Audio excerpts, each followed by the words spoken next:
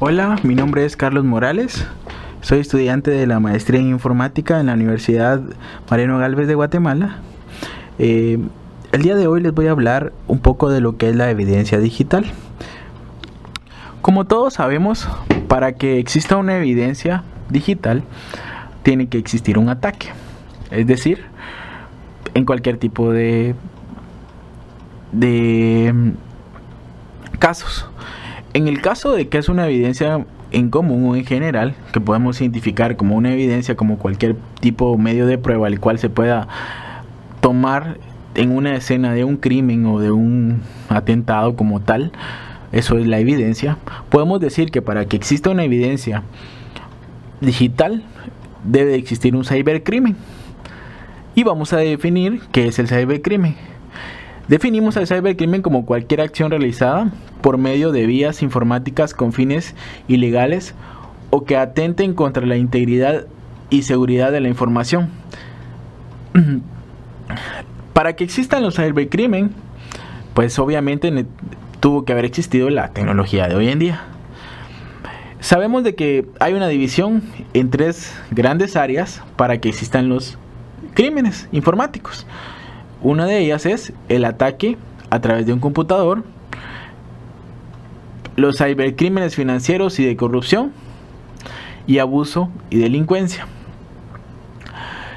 El cibercrimen se categoriza según el alcance de sus consecuencias, y existen delitos con violencia y delitos sin violencia, como lo que comúnmente podemos decir que es un hurto, que es sin violencia, y un robo, que es con violencia. Como por ejemplo, ¿verdad? Existen diferentes tipos de ciberdelincuentes, los cuales podemos ver el perfil de cada uno. El número uno es los skill.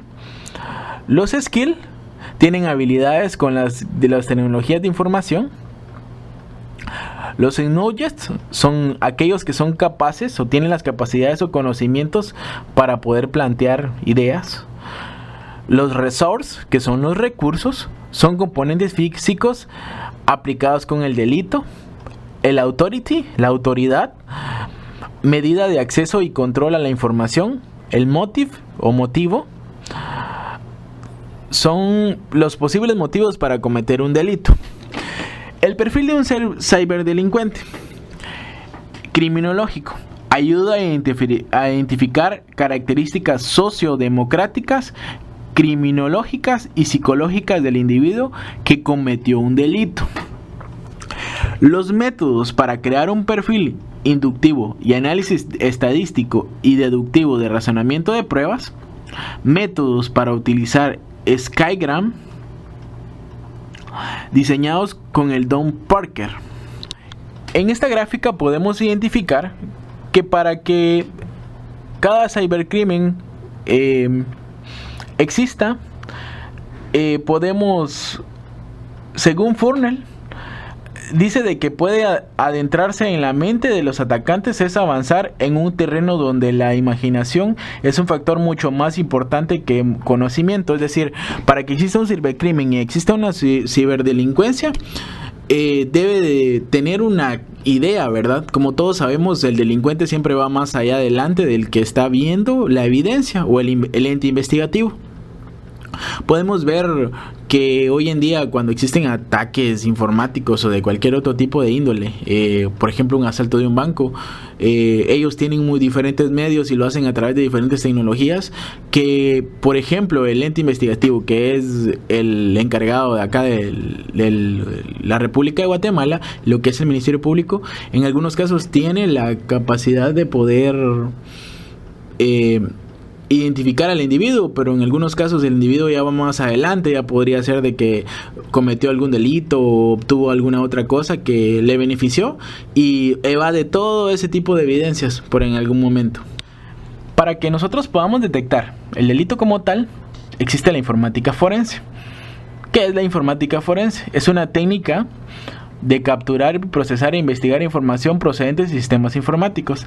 Se encarga de analizar sistemas informáticos en busca de evidencias que colabore con la solución de conflictos.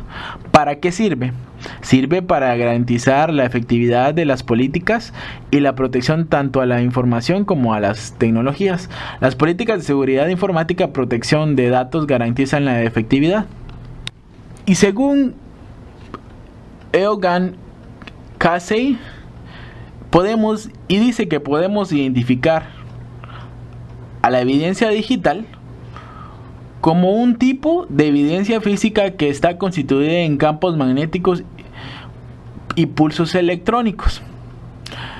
Podemos decir que la evidencia digital es volátil, anónima, duplicable, alterable y eliminable. Esa es una de las ventajas que tiene la evidencia digital, ¿verdad? Que en algún momento se podría eliminar.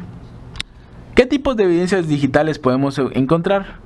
Las pruebas digitales originales, pruebas digitales duplicadas, pruebas de evidencias documentales, pruebas de evidencias demostrativas, que es normalmente cuando se hace una escena del crimen. Existen normas estándares que nos permiten poder regular la evidencia digital como tal y podemos poder coadyuvar a la investigación de la información a través de las diferentes herramientas. Las herramientas que se utilizan es la ISO 17799 y la 2000. Son las cuales permiten las mejores prácticas de seguridad informática.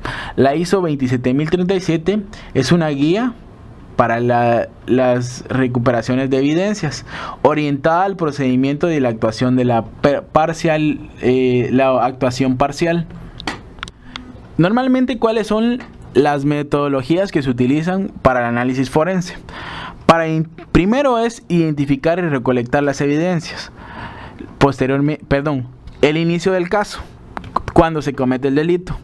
Asegurar la escena, es decir, estar seguros y tener las evidencias o estar con la seguridad para poder garantizar que ese sí fue un crimen. Está identificar y recolectar las evidencias, es decir, el método de poder ir a evaluar cuáles son las pruebas que existen dentro del caso que se creó, que normalmente en nuestro registro penal o en nuestra ley penal o en nuestro sistema de justicia la podemos llamar como una cadena de custodia, y esa cadena de custodia, posteriormente a identificar y recolectar las evidencias, presenta las evidencias, ya se presentan ante un juez. Posteriormente el juez viene, analiza las evidencias obtenidas y asimismo,